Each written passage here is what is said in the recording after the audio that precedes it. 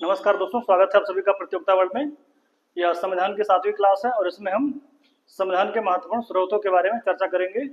तो चलिए देखते हैं कि कौन कौन से प्रावधान भारतीय संविधान में विश्व के अन्य संविधानों से ग्रहण किए गए हैं, कॉपी किए गए हैं। ठीक है, तो सबसे पहले हम देख लेते हैं, हमारे यहाँ ब्रिटिशों के द्वारा एक अधिनियम पास किया गया था, भारत शासन अधिनियम 1935 है। अब ये जो है इससे काफी सारे प्रावधान लिए गए हैं। आपात जो उपबंध है, ध्यान रखिएगा, जो हमारे यहाँ आपातकाल की व्यवस्था है, 3 प्रकार की इमरजेंसी व्यवस्था है, वो यहीं से लिया गया है।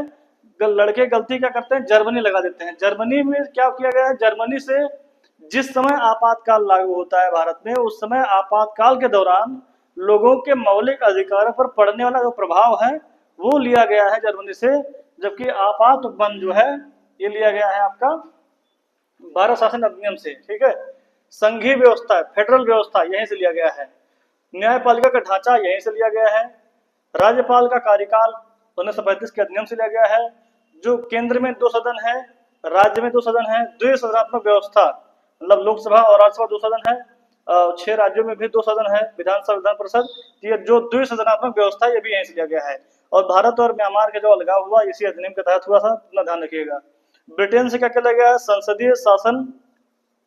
हमारे यहाँ बताया था लोकतंत्र में जो है अप्रत्यक्ष लोकतंत्र है, और अप्रत्यक्ष लोकतंत्र में हमारे यहाँ अध्यक्षात्मक शासन नहीं है, बल्कि हमारे यहाँ संसदीय शासन है।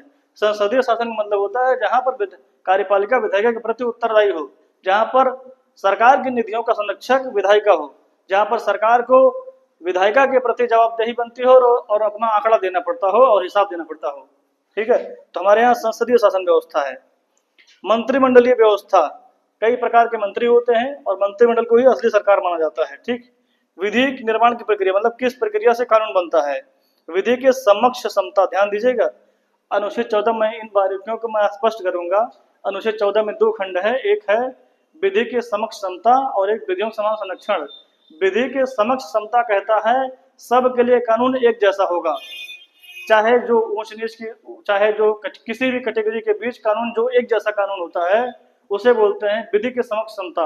लेकिन विधियों का समान संरक्षण कहता है कि देश में समानता लाने के लिए, असमानता दूर करने के लिए विधियां अलग अलग हो सकती हैं। उसका उद्देश्य तो सकारात्मक है लेकिन आपको दिखेगा नकारात्मक। जैसे कि आरक्षण व्यवस्था। अब आरक्षण कुछ लोग मानते हैं कि यह सबके लिए व्यवस्था नहीं है, ये कुछ विशेष वर्गों के लिए ही है, कुछ कम्युनिटी के लिए ही है। तो कुछ व्यवस्थाएं अलग अलग हो सकती हैं लेकिन उसका उद्देश्य समानता लाना ही है। वह आता है विधि के समान संरक्षण में, जबकि जो कानून सबके लिए जैसे होते हैं वह आता है विधि के समक्ष समता में। तो इतना समझ में आप लोग को आ गया होगा। ठीक है, अगला है एकल नागरिकता, यह भी ब्रिटेन से लिया गया है। अब आगे देखते हैं अमेरिका से क्या है, स्वतंत्र और निष्पक्ष न्यायपालिका। ठीक है, फंडामेंटल राइट, मौलिक अधिकार लिया गया है, बहुत जरूरी है, सब ध्यान रखिएगा। प्रस्तावना अमेरिका से लिया गया है। जुडिशियल रिव्यू लिया गया है। ठीक है, और जुडिशियल जो रिव्यू है वो संविधान के अनुच्छेद 137 में है, ध्यान दीजिएगा। अगर कोई कानून गड़बड़ है भविष्य में उसको बदल दिया जाएगा, जुडिशियल रिव्यू। ठीक है, महाभियोग, राष्ट्रपति के ऊपर महाभियोग की जो प्रक्रिया है यहीं से लिया गया अमेरिका से। ठीक है, विधियों का समान संरक्षण, वही कानून अलग अलग है लेकिन उसका उद्देश्य सबको एक जैसे करना है, समानता लाना है। सुप्रीम कोर्ट और हाई कोर्ट जज को हटाने की प्रक्रिया अमेरिका लिया गया है। कनाडा से क्या लिया गया है, अवशिष्ट सूची के विषयों पर संसद की कानून बनाने की जो अधिकारिता है अनुच्छेद 248 है, ये यहीं से कनाडा से लिया गया है कि जो बचे खुचे विषय होते हैं उस पर संसद कानून बनाता है। अगला सशक्त केंद्र के साथ संघात्मक व्यवस्था, मतलब वही बात है। ठीक है, कि हमारे यहाँ हो तो संघात्मक व्यवस्था लेकिन उसमें केंद्र जो है सशक्त होगा, मजबूत होगा। ठीक है, केंद्र द्वारा राज्यपाल की नियुक्ति, ये एकात्मक लक्षण है। राज्यपाल काम करता है राज्य के लिए, राज्य का शीर्ष होता है लेकिन नियुक्ति केंद्र करता है, एकात्मक लक्षण है। ठीक, तो ये लिया गया कनाडा से। ऑस्ट्रेलिया से क्या लिया गया, ऑस्ट्रेलिया लिया गया समवर्ती सूची और संविधान, इसमें संयुक्त अधिवेशन लिया गया। जब कभी दो सदनों के बीच गतिरोध होता है, कोई विधेयक पास नहीं होता है, जैसे कि साधारण विधेयक पर अगर गतिरोध है तो राष्ट्रपति जो है अनुच्छेद 108 के माध्यम